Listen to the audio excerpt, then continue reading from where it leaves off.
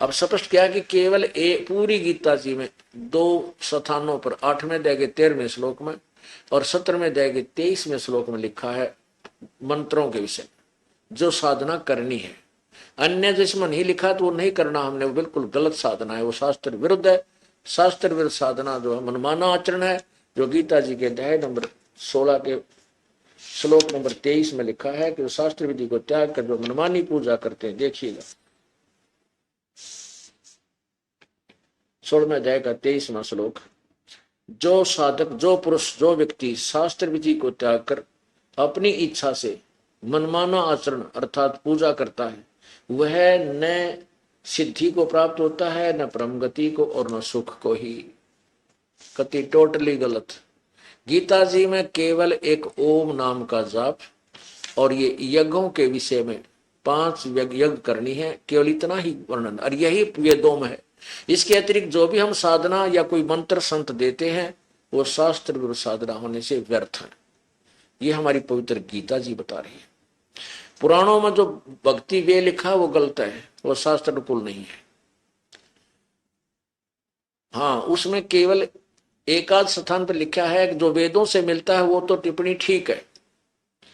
जैसे दुर्गा कहती है 7वें स्कंद में कि उस ब्रह्म को टारगेट बनाओ, उसी को उद्देश्य लक्ष्य बनाओ, उसका एक परमण ओम मंत्र है, उसी के जाप से उसी को प्राप्त किया जाता है, वो ब्रह्मलोक में रहता है। ये तो है उसमें ठीक। और बाकी अन्य ओम नमः शिवाय हरि ओम प्रण के लिख रखे जैसे एवे एवे एवे नमः, ये इस तरह के प्रण कितने मंत्र बना, वो सब व्यर्थ है। ओम नमः शिवाय, ओम भागवते वासुदेव नमः, इस तरह के जो हैं ये सब व्यर्थ मंत्र है। तो यहां हमने इस पॉइंट पे आना है। अब ये तो ओम मंत्र तो है ब्रह्म का, और उस पूर्ण परमात्मा को पाने के लिए ओम भी साथ जपना होगा। अभी आपने 7वें अध्याय के 11वें श्लोक में पढ़ा कि मेरी जो साधना है वो शास्त्र अनुकूल प्रारंभ होती है।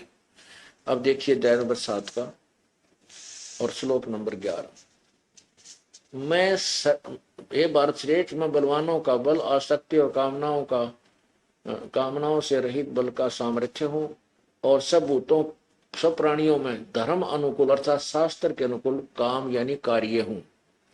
अब ब्रह्म ओम नाम से शास्त्र अनुकूल साधना प्रारंभ होती है, लेकिन केवल ओम नाम की साधना है तो शास्त्र अनुकूल, लेकिन कंप्लीट नहीं है।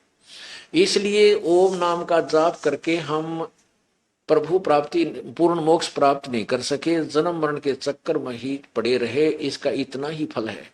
ओम नाम के जाप का आप विधिवत साधना करते रहोगे पूर्ण संत से लेकर के, तो उससे आप ब्रह्मलोक जाओगे। ब्रह्मलोक में जाकर के फिर अपने पुण्यों को अक्षीण करके फिर वापस आओगे, क्योंकि गीता जी अध्याय नंबर 8 के श्लोक नंबर 16 में लिखा है कि ब्रह्मलोक तक सभी जितने भी साधक ब्रह्मलोक तक पहुंच जाते हैं, ये भी पुनर्वर्ती में है, पुनरावर्ती में है, यानी इनका भी जन्म और मृत्यु होता ही रहता है। और ब्रह्म खुद कहता है कि मेरा भी जन्म होता है, मैं अविनाशी नहीं हूं, जन्म मृत्यु होती है। अब आपको 17वें अध्याय का 23वां श्लोक दिखाते हैं। अपुण्यात्माओं, जो धर्मदास जी का प्रकरण चल रहा था उसके माध्यम से परमात्मा ने हमें शिक्षा दी है। धर्मदास जी को भी प्रेरणा देकर के निकाला काल के जालते, तो धर्मदास जी ने गीता जी का पाठ किया जिसमें 7वां अध्याय पूरा पढ़ा। फिर उसने देखा कि ये साधु, ये जो जिंदा है, ये मुसलमान भक्त है, ये हमारे गीता जी के ज्ञान से बड़ा प्रभावित है। अब कबीर साहब जी जो पढ़ रहा था ना, ऊंचे स्वर से बोलने लग गया वो गीता जी के पाठ को। कौन? धर्मदास। और कबीर साहब नोक रहे, बिल्कुल ठीक, वाह भाई वाह। तो इससे उसको ये हो गया कि तेरे ज्ञान को बड़ी रुचि से सुन रहा है। तो उसने 8वां अध्याय भी पढ़ा, फिर और भी पढ़ दिए। तो प्रभावित होकर हो सकता है ये कल्याण करवा लिया, हमारे गुरु जी के पास जाकर छोड़ दे गलत साधना को। उसका उद्देश्य ये था, तो वो पढ़ रहा है। और फिर जब उसने पढ़ लिया ना, फिर परमात्मा उसको समझा रहा है। अरे बोले आदमी, अब आप नाम जाप करते हो, हरे राम राम राम हरे राम, सीताराम राधे श्याम राधे राधे श्याम मिला दे। और तो गीता क्या कह रही है इसमें? यो मंत्र को नहीं जो तुम जाप करते हो, विष्णु जी का स्तोत्र है तेरी गीता जी में, रोज गीता जी का पाठ तू कर रहा है। अरे बोले आदमी, और इसमें क्या लिखा है? तो जब उसने ये सारा कुछ पढ़ लिया, जो परमात्मा ये निर्णय करने लगे, जो दास आपके समक्ष कर रहा है। अब 17वां अध्याय का 23वां श्लोक देखो, अध्याय नंबर 17 और 23 नंबर श्लोक। इसमें क्या कहा है कि ओम तत् सत इति निर्देश है ब्रह्मण त्रिविध समर्थ। अब ब्रह्मण का अर्थ क्या लिखा है ना? ब्रह्मण माने सचिदानंद घन ब्रह्म का, यानी ब्रह्म सचिदानंद घन ब्रह्म। ब्रह्मण माने सचिदानंद घन ब्रह्म, यानी परम देव पुरुष, वो परम अक्षर ब्रह्म।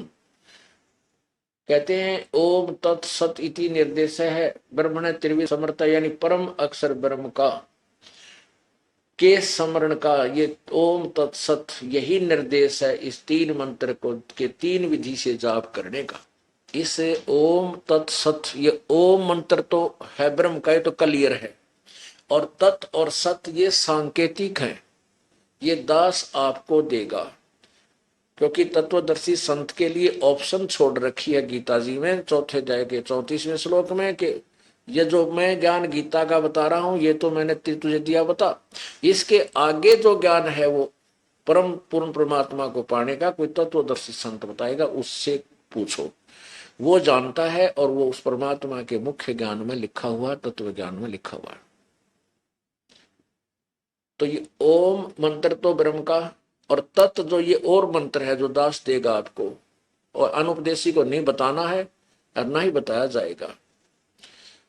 तो वो तत्व मंत्र जो है वो सांकेतिक मंत्र है, वो अक्षर ब्रह्म यानी अक्षर पुरुष का है, वो पर ब्रह्म का है। वो जो जिन्होंने सतना, ये दो मंत्र मिलकर ओम और ये तत्व सांकेतिक और मंत्र है दूसरा, इन दोनों के मिल जाने से, दो अक्षर के मिल जाने से ये एक सतनाम बनता है। और फिर तीसरा मंत्र जो आपको मिलेगा तत् सत, वो तीनों मिलकर के ये सारनाम, वो तीसरा सारनाम है। लास्ट में तीनों का ही सिमरण शुरू होता है, और इन तीनों की तीन विधि से इसका स्मरण होता है। इसलिए लिखा है कि परम अक्षर ब्रह्म, उस पूर्ण परमात्मा सचिदानंद घन परमात्मा की भक्ति का तो तीन मंत्र का ओम तत्सत यही निर्देश है, यानी ये फाइनल फैसला है, और यही डायरेक्शन है, और कोई दूसरा मंत्र नहीं है। इति सिद्धम। अपनात्माओं, अब वो धर्मदास जी गीता जी को पढ़ रहा, और बड़े गर्व के साथ पढ़ रहा है, और सोच रहा है कि गीता जैसा ज्ञान नहीं, और ये जिंदा जो है मेरी बात से प्रभावित होकर के मुझे कहेगा कि मुझे ये उपदेश दिला दे। तो परमात्मा ने उसके निकट जाकर के, परमेश्वर ने अपने आप को तो एक दास बनाया, और उसको महापुरुष महात्मा, हे महाराज जी, अपनात्माओं काल ने हमें आंडी भी बना रखा है, टीटी पका रखा है कि हम अभिमान बहुत करते हैं।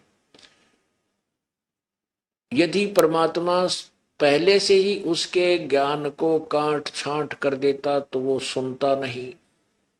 पहले दास बने। कबीर परमेश्वर ने कहा कि हे महात्मा जी वैष्णु साधु, क्योंकि धर्मदास जी ने वैष्णु संत जैसी वेशभूषा बना रखी थी।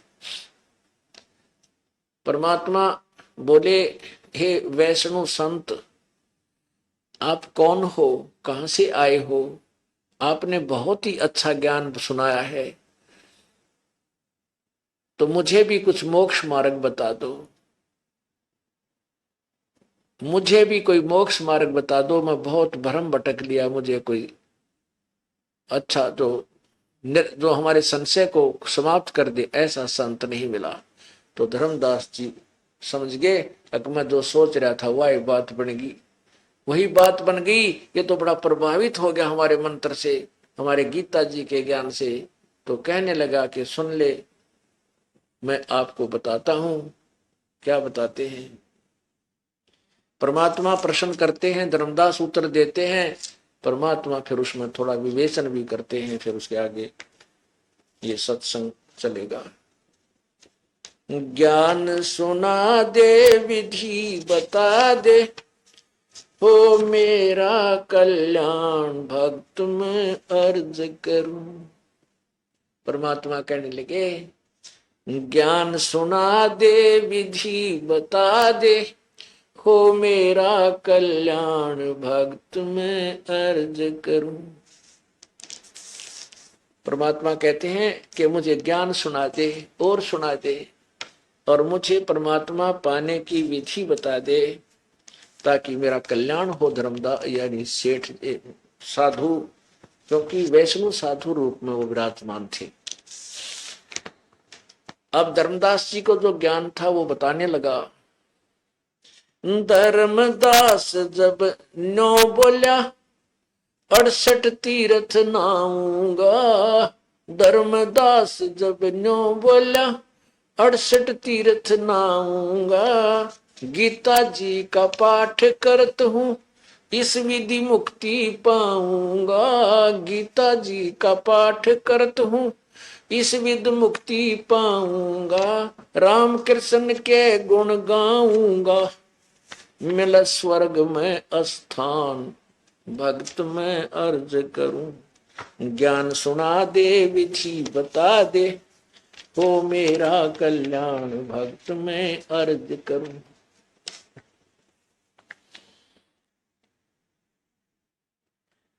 अब परमात्मा ने, धर्मदास कहता है कि मैं 68 तीर्थ नहाऊंगा और गीता जी का पाठ करत हूं, ईश्वर मुक्ति पाऊंगा, और राम कृष्ण के नाम गुण गाऊंगा, और मिले स्वर्ग में स्थान। हमारी तो दौड़ स्वर्ग से ऊपर थी नहीं, हम स्वर्गवासी, स्वर्ग पहुंच गया भाई, स्वर्ग हो गया। और परमात्मा ने, कबीर जी ने स्वर्ग को तो सबसे घटिया स्थान बताया, जहां पर हमें लूटा और ठगा जाता है। स्वर्ग क्या है? जैसे एक रेस्टोरेंट, होटल कुल्लू और मनाली में आजकल जैसे जून की धूप तप रही है इस क्षेत्र में, मैदानी क्षेत्र में, और कुल्लू और मनाली और शिमला के अंदर शीत, सुंदर सुंदर बड़ी प्यारी प्यारी ठंडी ठंडी हवा चलती है, कभी वर्षा हो जाती है। तो यहाँ के साहूकार लोग जो 10 महीने 11 महीने लगातार जो है मेहनत करते हैं, पैसा इकट्ठा कर लेते हैं, उनके पास 20 30 50 हजार स्पेयर हो जाते हैं, एक्स्ट्रा पैसे हो जाते हैं, तो वो अपने सह परिवार कुल्लू और मनाली चले जाते हैं 1-2 महीना वास्ते। और वहां जाकर के उस ठंडे क्षेत्र में आनंद लेने के लिए रहते हैं। एक होटल में एक कमरा किराए पर ले लेते हैं, होटल में एक किराए पर स्थान ले लेते हैं, और वहां सभी चीज मोल अपनी जेब से खर्च होता है होटल में। और जब वह 20 30 50 हजार रुपये उसकी पूंजी समाप्त हो जाती है, वो आनंद लेकर उल्टे ही इसी क्षेत्र में आ जाते हैं जहां उनका कर्म क्षेत्र है, और वह जेब कटवाया 50 हजार रुपये वहां बर्बाद करके आ गए।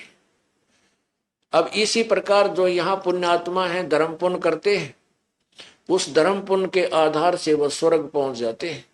स्वर्ग रूपी होटल में अपने पुण्यों को समाप्त करके, बर्बाद करके, खत्म करके, वहां थोड़े से दिन मौज मस्ती मार के, और वहीं पर उनको समय निर्धारित होता है। जैसे यहाँ मृत्यु निश्चित है, ऐसे स्वर्ग में भी उन देवताओं की मृत्यु निश्चित है, ब्रह्मा विष्णु महेश की भी मृत्यु निश्चित है।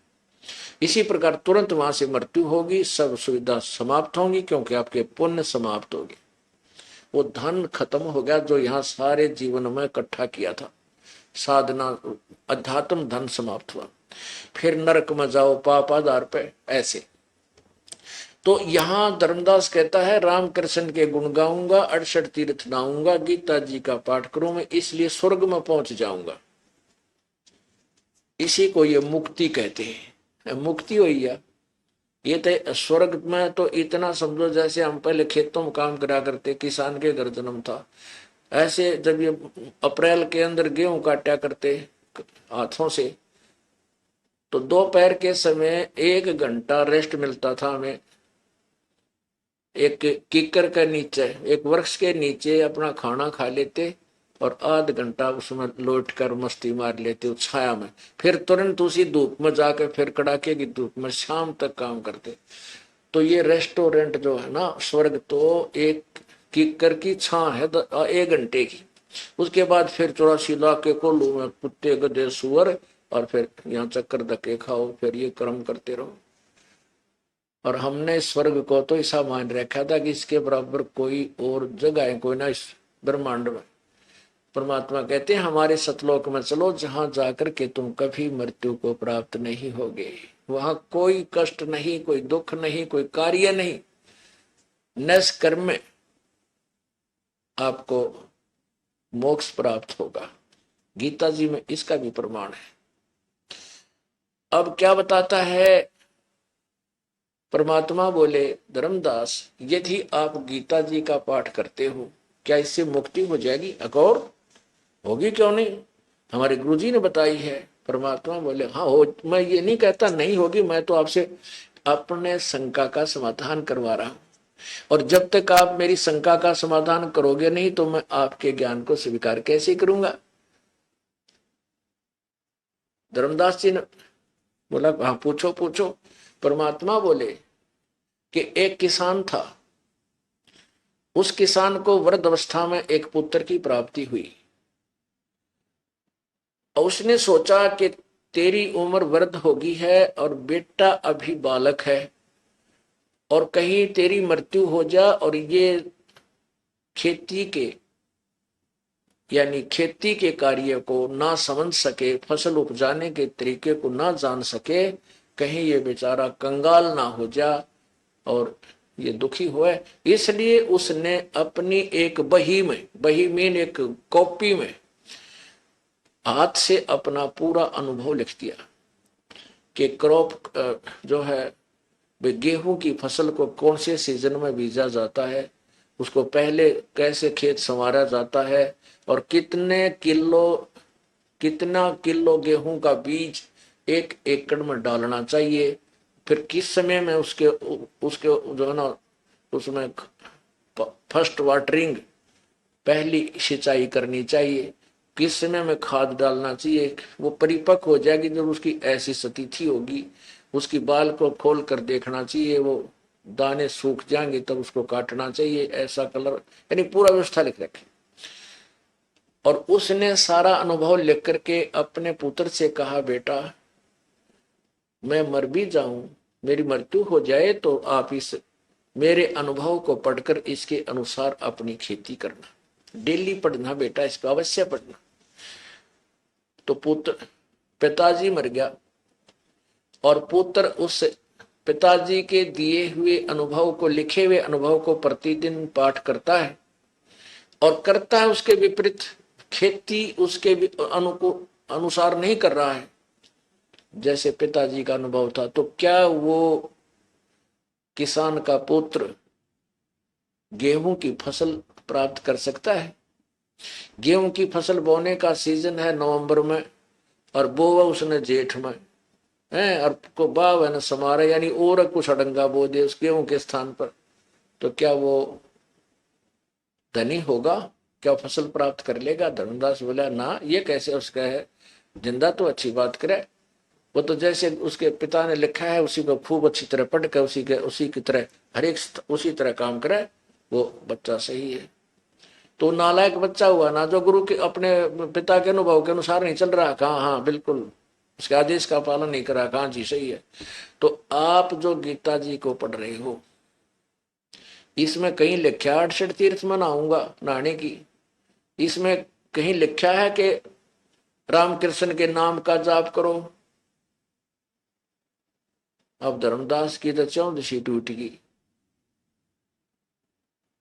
इसमें कहीं लिखा है एकादशी का व्रत रखो? अरे भले पुरुष, तुम करो कुछ और कहो कुछ। गीता जी में लिखा पाठ प्रतिदिन पढ़ने से तेरा कल्याण नहीं, इसके पढ़ने से केवल ज्ञान होगा।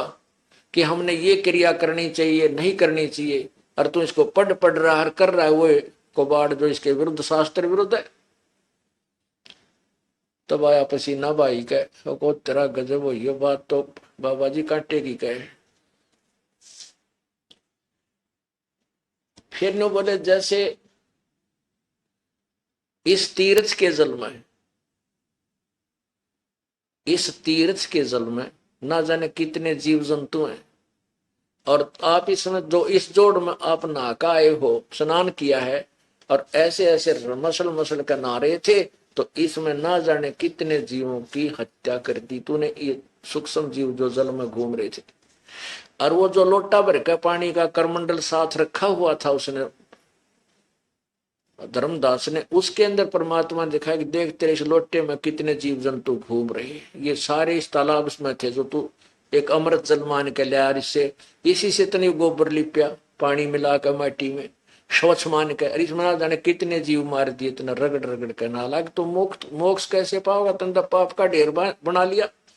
और त्रिसाधना शास्त्र विरुद्ध है, तुम्हारे मंत्र और ये जाप, ये 68 तीर्थ, ये श्राद्ध करना, ये सारे शास्त्र के विरुद्ध। और गीता जी के 16वें अध्याय के 23वें श्लोक में लिखा है कि शास्त्र विधि को त्याग कर जो मनमाना आचरण, मनमानी पूजा करते हैं, उनको ना तो कोई सुख हो, ना गति हो, ना मोक्ष हो, ना उनका कोई कार्य सिद्धि प्राप्त हो। फिर क्यों डले ढो रहा है, तेरा गजब। तो जब आई समझ में तो क्या कहते हैं, परमात्मा उत्तर देते हैं, तीर्थ जल में कच्छ और मच्छा, ये जीव बहुत से रहते हैं। यदि इस मथुरा के जोड़ में, इस जलाशय में, तालाब में नहाते तेरी मुक्ति हो, तेरे से पहले तो इसमें ये मछली और कछुए पहले स्नान करने लग रहे, ये तो पार हो जाने चाहिए सबसे पहले, ये तो जन्म में इसमें हुआ इनका पानी में ही। फूटे भाग थरे की क्या साधना कर रहे। तीर्थ जल में कच्छ और मच्छा, ये जीव बहुत से रहते हैं। तीर्थ जल में कच्छ और मच्छा, जीव बहुत से रहते हैं। उनकी मुक्ति ना होती वो कष्ट बहुत सा सहते हैं। उनकी मुक्ति ना होती वो कष्ट बहुत सा सहते हैं। और सतयुग में राम कृष्ण नहीं थे, तब तुम किसका रटते नाम, भक्त मैं अर्ज करूं। परमात्मा कहते ईब तुम कलयुग में राम कृष्ण, जय जय राम, राधे श्याम, सीताराम। और सतयुग में ना राम था ना कृष्ण था, तब वो उस समय के साधक भी तो कोई जाप जपते होंगे, कोई मंत्र राम का नाम होगा, वो बता। पसीने आगे, क्योंकि वेद और गीता में जो है, गीता जी में वेदों का सारांश है, और वेदों के मैं यजुर्वेद अध्याय नंबर 40 के श्लोक नंबर 15 में लिखा है, ओम कर्तु समर कलवे समर कर्तुम समर। ब्रह्म तक की साधना का उल्लेख है कि ओम नाम का जाप काम करते करते सिमरन करो, विशेष कसक के साथ करो, और मनुष्य जीवन का परम कर्तव्य जानकर भगवान की भक्ति का उद्देश्य समझकर मनुष्य जीवन को ओम नाम का जाप करो। इसी प्रकार परमेश्वर भी यही बताते हैं, वेदों और गीता में कहीं हठ योग, ये तप, ये करने को नहीं कहा, ना मेडिटेशन के लिए कहा। परमात्मा ने अपने सिंपल लैंग्वेज, अपने जो मुख्य ज्ञान में, तत्व ज्ञान में कहा है, नाम उठत नाम बैठत नाम सोवत जागवे, नाम खाते नाम पीते नाम सेती लागवे। परमात्मा की भक्ति चलते फिरते उठते बैठते। आप बस में बैठो, सत्संग से जा रहे हो, 2 घंटे लगे, 3 घंटे रोहतक तक बरवाला से अपना सिमरन करता जा, या कार में बैठे हो सिमरन करता जा, माला हाथ में ले ले, आते हो आते समय करते आओ। ऐसे ही कोई काम वश जाते हो, आप ऑफिस में जाते हो, उस समय का सदुपयोग करो।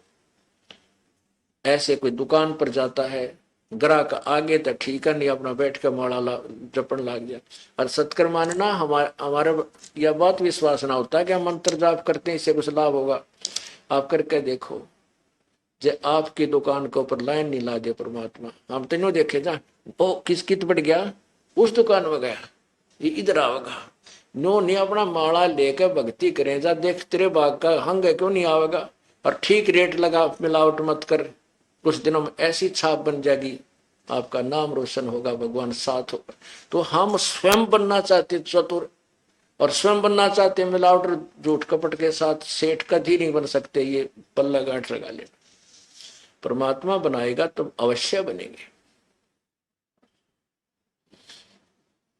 अब किसान है, हल जोतता है, हमने देखे ये हाली हल सारा दिन औरतें के में काम ना क्यों, हल और बैल तो कई तो लक्ष्मी चंद की रागनी गाया करते, वह करा के बकवास करें जानते, कोई कुछ गा रहा है, कोई फिल्मी गाने का। उस समय मालिक की कहता आरती कर ले, देर क्या रमैनी कर ले बैलों के साथ साथ, या अपना मंत्र जाप करता हुआ।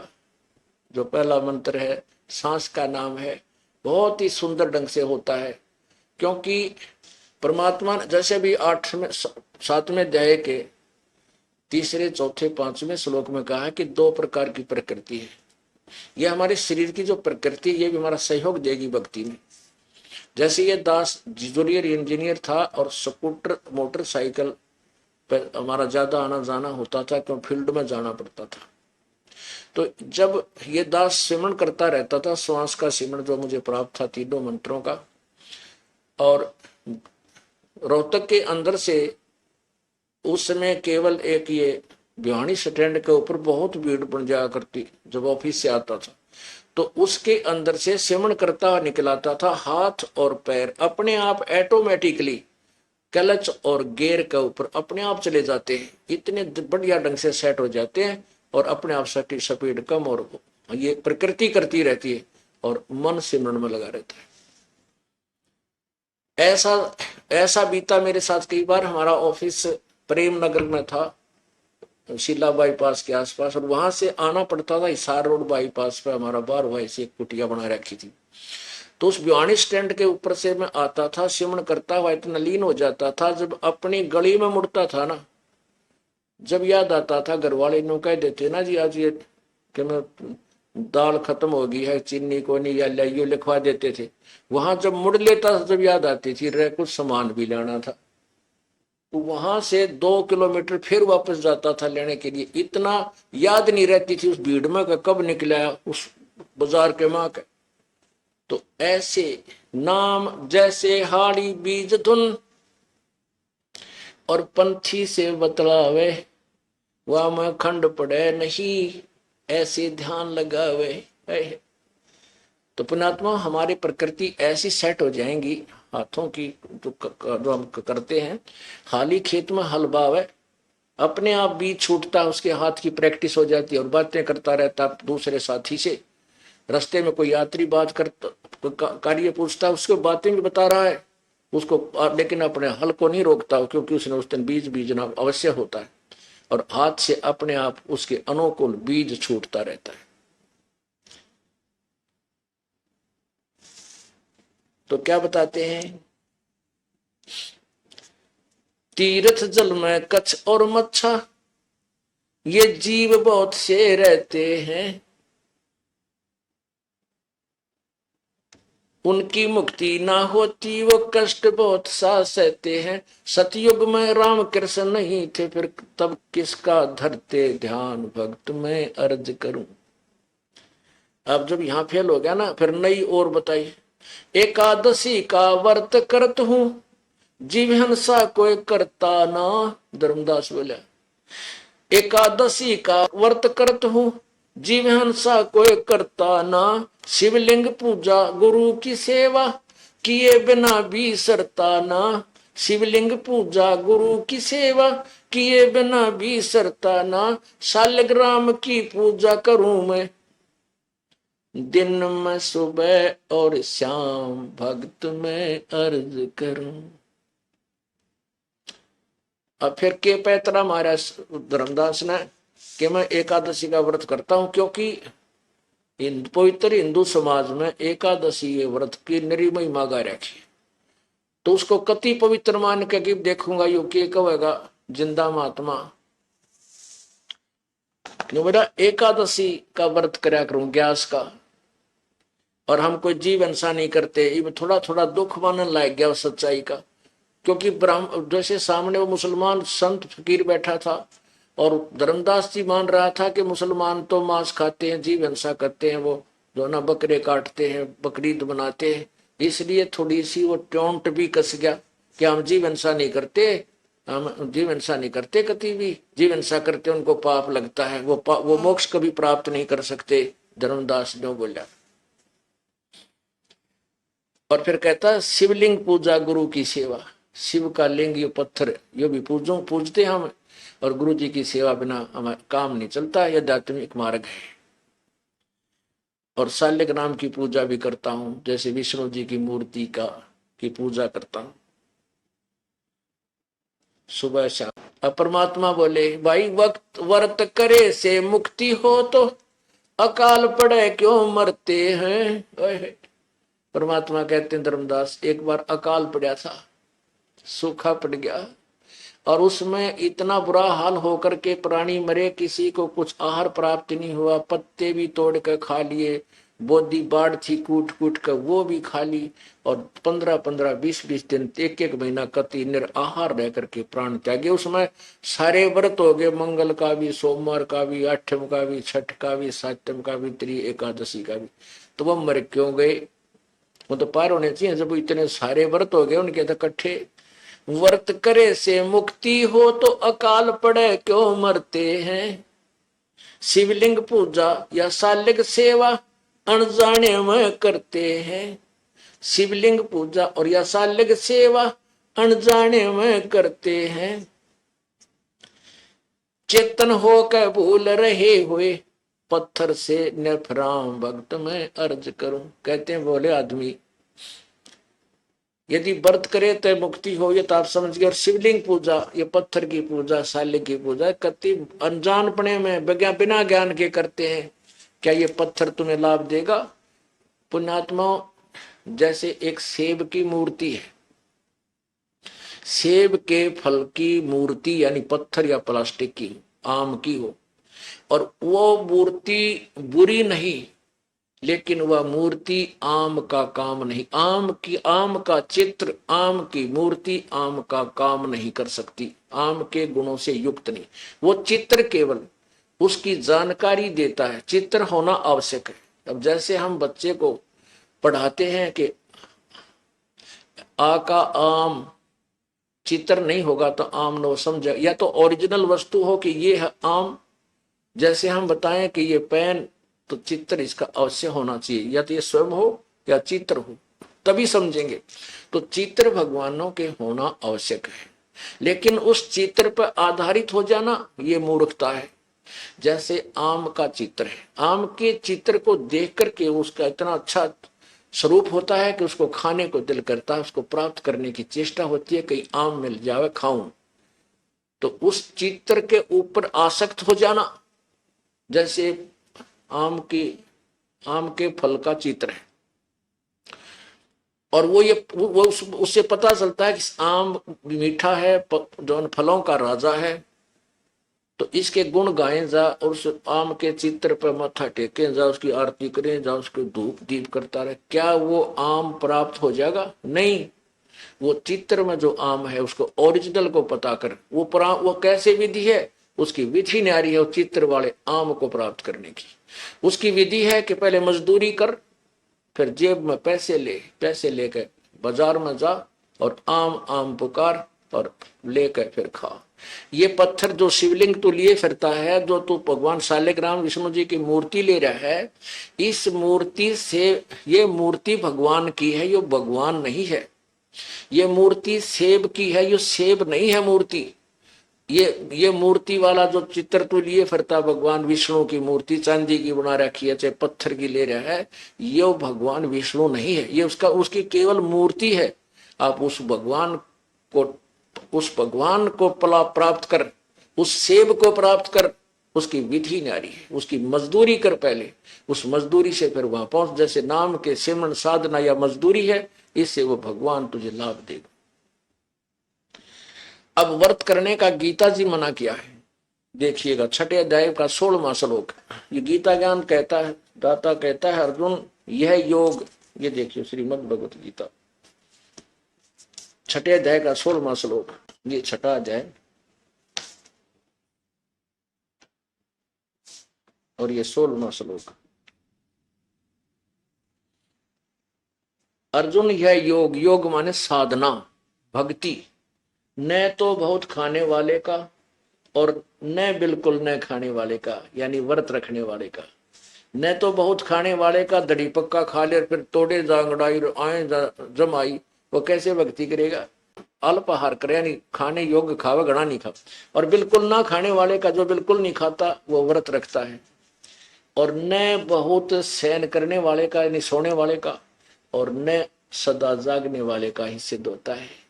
यानी न तो घना खावे, ज्यादा खाने से भी आलस बनता है, और ना बिल्कुल ना खाता, उसके वैसे पसीने आए रहे। आप एक दिन रोटी छोड़कर देखो, क्या हाल होगा आपका।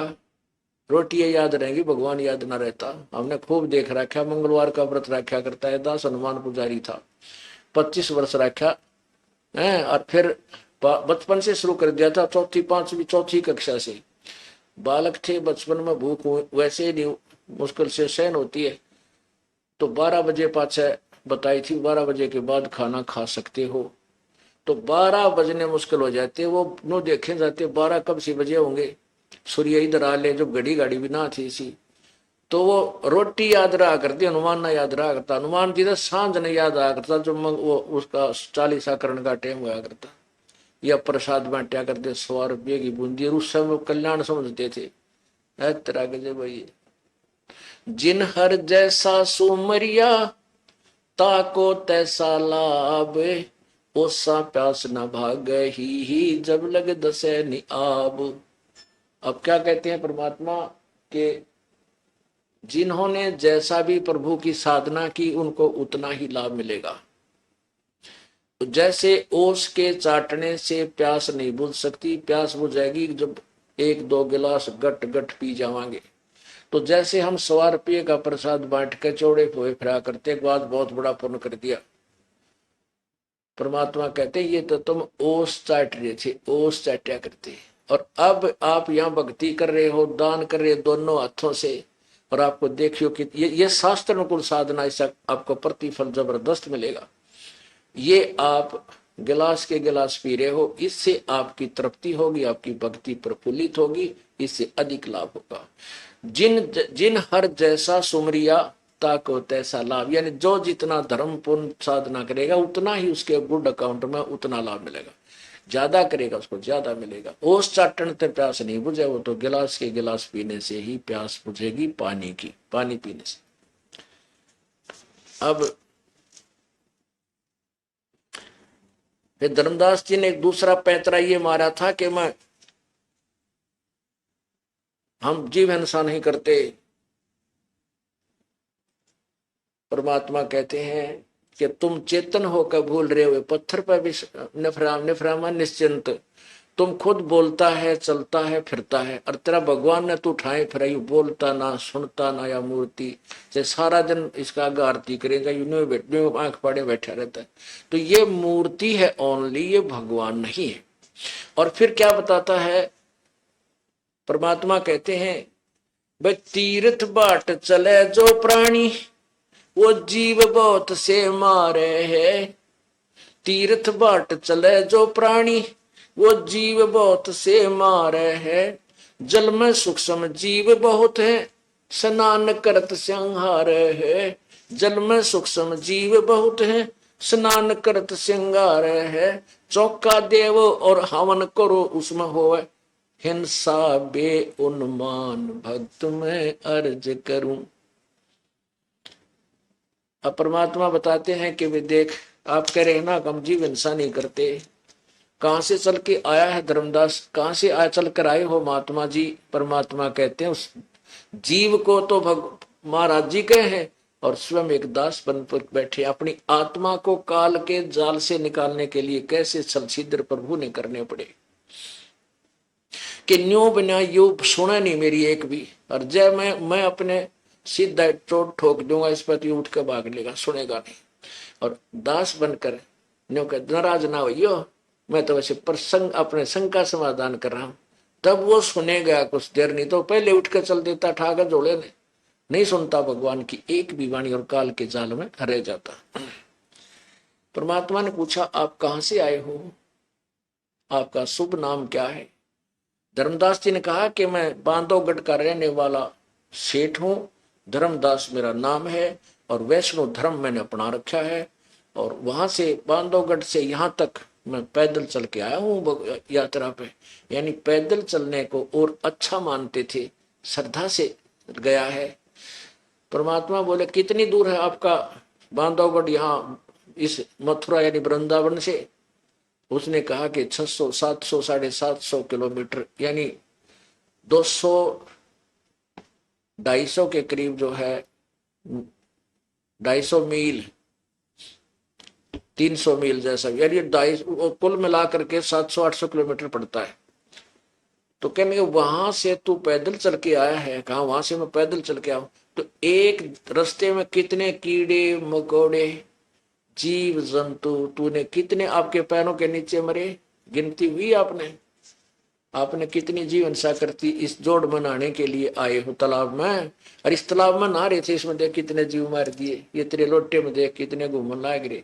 और ये तूने जो है ना चौका दिया पहले लिपी, और फिर यार यहाँ पर तू खाना बनावे, इस लिपा इस जो चौका तुम लिपते हो ना, इसमें भी बहुत ज्यादा आपको हत्या का हिंसा का जो ना पाप लगता है। तो धर्मदास जी का पसीने आ गए कि बात तो महात्मा का काटेगी, कसूता काम हो गया था।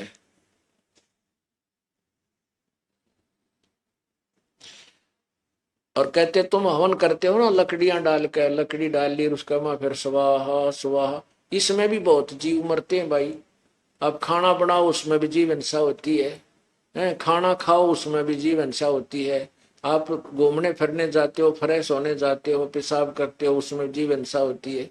फिर आप जो है ना आप कहते हो जो जीव हिंसा करता हो पाप मुक्त नहीं हो सकता, कभी मुक्त नहीं हो सकता। तो तेरी मुक्ति क्यों करो, कैसे होगी धर्मदास?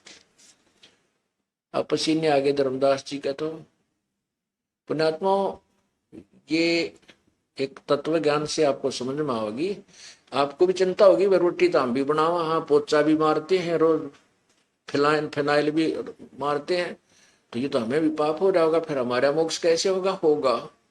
क्योंकि गीता जी के 18वें अध्याय में लिखा है कि जो कर्तव्य कर्म है, वो जो हमारे स्वाभाविक कर्म है वो करने चाहिए, चाहे उनमें पाप भी है।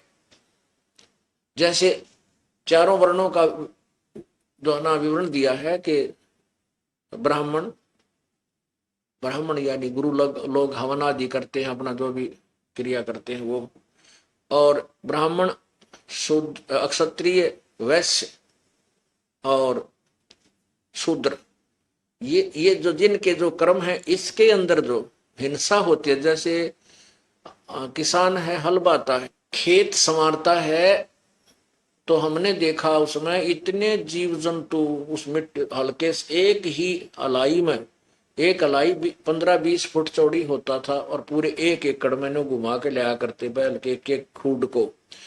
तो उसमें इतने कीड़े मकोड़े जीव जंतु गिलगिले से ये गंडेवे से, और नरे ऊपर आकर उनके और कीड़ियों के बिल झुंड के झुंड बाहर आकर मर जाते, को फाड़ी एकाध मेंढक का फाड़ी और कोसा जो होते ना जिससे खेत खोदते उसको फाड़ी कहते हैं, उसके द्वारा कछुआ के भी मां जाया करते, वो मर जाते और ऊपर उनको पक्षी खाते, उनको घर से बेघर कर दिया जाता। अब कहते हैं यो पाप तो तुम्हारा लगेगा, लेकिन इनकी विधि बताई है। अब गीता में तो लिखा ये करने चाहिए चाहे पाप भी है, और करने पड़ेंगे, और कहाँ जाओ पेट तो भरना ही पड़ेगा। गीता और वेदों में इन पापों के नाश करने का समाधान नहीं है, इसीलिए ये दोनों भोगने पड़ते हैं, पुण्य भी और पाप भी। पाप भी निरीह हैं, वह भी गुड बैड अकाउंट में लिखे जाएंगे आपके में, और पुण्य आप कर रहे हो जो विशेष तरीके से दान धर्म करते हो वो पुण्य में लिखे जाते हैं। आपको दोनों भोगने पड़ते हैं। और परमात्मा कबीर जी के पास यानी इस दास को जो दी हवा जड़ी, उसके वो मंत्र जो है आपके प्रतिदिन के पापों को समाप्त कर देता है। जो जान के नहीं करते, आपके स्वाभाविक कर्मों में जो पाप होते हैं उनको ये मंत्र आपको दिए जाते हैं, ये प्रतिदिन उनके ऊपर, जैसे कपड़ा पहनते हो, कुर्त कमीज, उसको पैंट कमीज पहनते हो, कुर्ता धोती पहनते हो, पजामा, तो उसको प्रतिदिन साबुन और जल से धो दिया जावे तो वो स्वच्छ रह जाता है।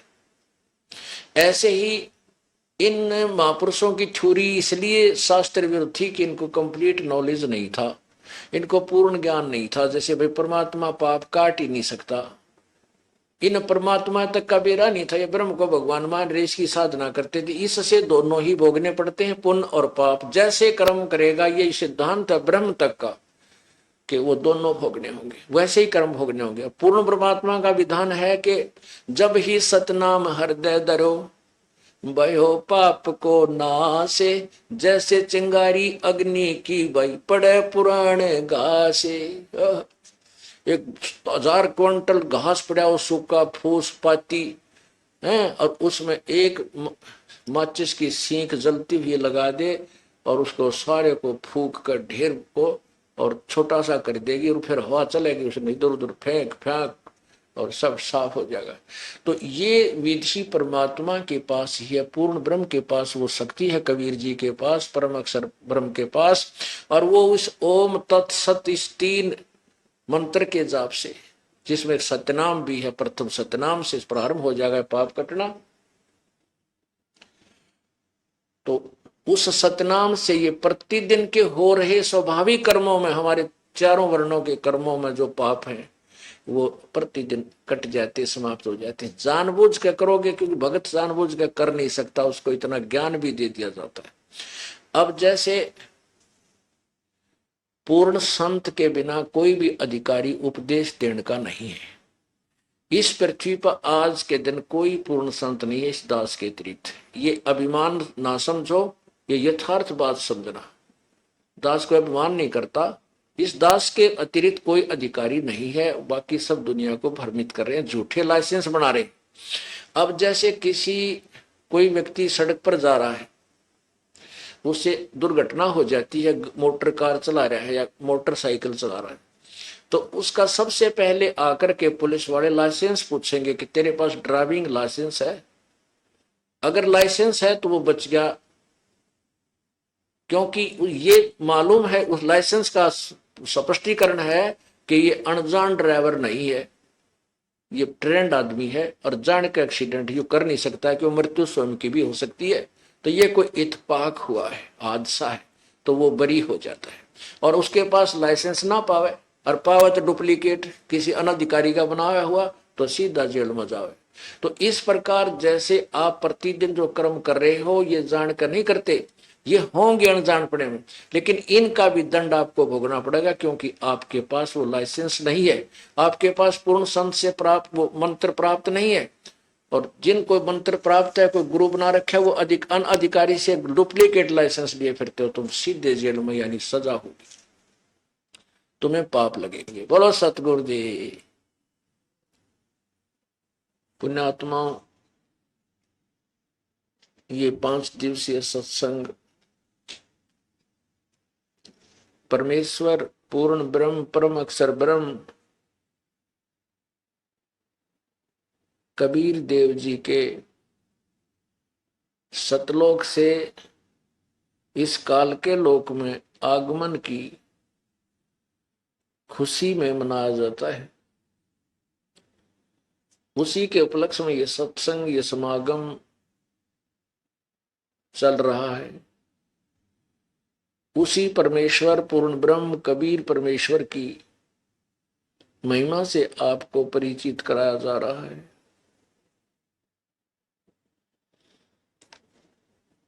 उस परमेश्वर ने, कबीर परमेश्वर जी ने, कबीर देव ने स्वयं ही इस पृथ्वी काल के लोक में और इस पृथ्वी लोक पर आकर के अपने पाने की यथार्थ विधि बताई। हम इतने अबोध बालक हैं, हम अध्यात्म ज्ञान में इतने बालक हैं, इतनी बाल बुद्धि युक्त हैं कि परमात्मा यहाँ 120 वर्ष रहकर चले गए। और वो हमें कहते रहे मैं परमात्मा हूं, पूर्ण ब्रह्म हूं, सारी सृष्टि का रचनहार मैं ही हूं। बहुत बार संकेत किया, लेकिन हमने इन अज्ञानी ऋषियों और गुरुओं की वो बेसलेस थ्योरी सुन रखी थी, निराधार सिद्धांत हमने ग्रहण कर रखा था कि परमात्मा निराकार है। उसी आधार से हम प्रत्यक्ष प्रकट परमात्मा को पहचान नहीं सके, और वो खुद आवाज लगाते रहे, हम ही अलख अल्लाह हैं, कुतुब गोस और पीरे, गरीबदास खालक धनी, हमरा नाम कबीर। ए स्वामी सृष्टा में या सृष्टि हमर तीरे, दास गरीब अधर बसु में अवगत सत्य कबीर। अनंत कोट ब्रह्मंड का एक रति नहीं भारे, सतगुरु पुरुष कबीर हैं ये कुल के सिरजनहार। जैसे छोटे से बच्चा और वो लुका छिपी खेलता है, तो बच्चों को खेलते हुए देखता है, फिर वो अपने दादाजी से कहता है कि कल मैं और आप लुका छिपी खेलेंगे। अब दादाजी एक किवाड़ के पीछे खड़ा होकर कहता है आजा ढूंढ ले मैं ना पाऊं,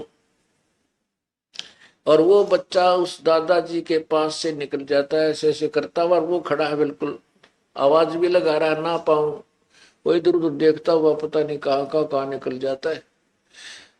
तो उसको ऐसे ही परमेश्वर कबीर जी अपनी जानकारी दिया करते थे। खुद कहते थे मैं परमात्मा हूं, फिर कहते थे कि जिस साधना से जो साधना आप जी कर रहे हो आपको परमात्मा प्राप्ति नहीं हो सकती।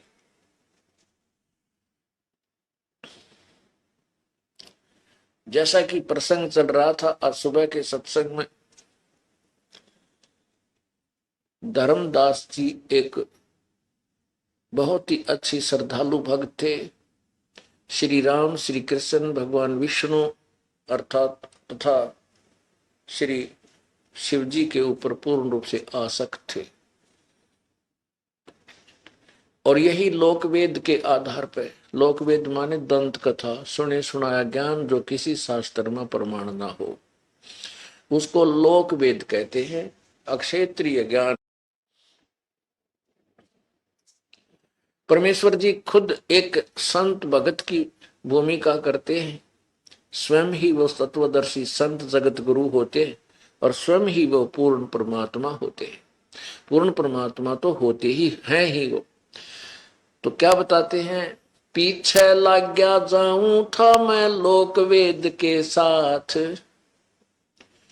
रस्ते में सतगुरु मिले दीपक दे दिया हाथ। क्या बताते हैं कि लोक वेद के आधार से मैं अपना जीवन बर्बाद कर रहा था। जैसे ये दास लोक वेद के आधार से क्या करता था, बाबा श्याम जी की पूजा, हनुमान जी की पूजा, मंगलवार का व्रत, 100 रुपये का प्रसाद मंगलवार को बांट देना, 7 बार हनुमान चालीसा, फिर जन्माष्टमी का व्रत, श्री राम राधे श्याम राधे राधे श्याम राधे, ओम नमः शिवाय, जो भी मंत्र थे, जो भी मिला हुआ है, जिसने जैसा बता रखा था वो भी रट्टा लगाते। तो ये लोक वेद था, ये किसी शास्त्र में प्रमाणिक साधना नहीं थी। तो परमात्मा कहते हैं कि भोली आत्माओं, आप लोक वेद के आधार से अपना जीवन व्यर्थ कर रहे हो। अपने ऊपर ही उदाहरण देकर परमात्मा कहते हैं, लोग पीछे लगा जाऊं था मैं लोक वेद के साथ, और रास्ते में सतगुरु मिले, सतगुरु यानी सच्चे संत, सच्चे गुरु, तत्वदर्शी संत मिल गए इस भक्ति मार्ग में, भक्ति वाले रास्ते में। ये तत्व ज्ञान रूपी दीपक हमारे हाथ में दे दिया। अब हम इस अज्ञान अंधेरे में तत्व ज्ञान की रोशनी से चलेंगे, अपने पथ से भ्रष्ट नहीं होंगे, हम मार्ग को नहीं त्याग सकेंगे, नहीं त्यागेंगे। परमात्मा की तत्व ज्ञान की रोशनी में हम अपना जीवन सफल करेंगे।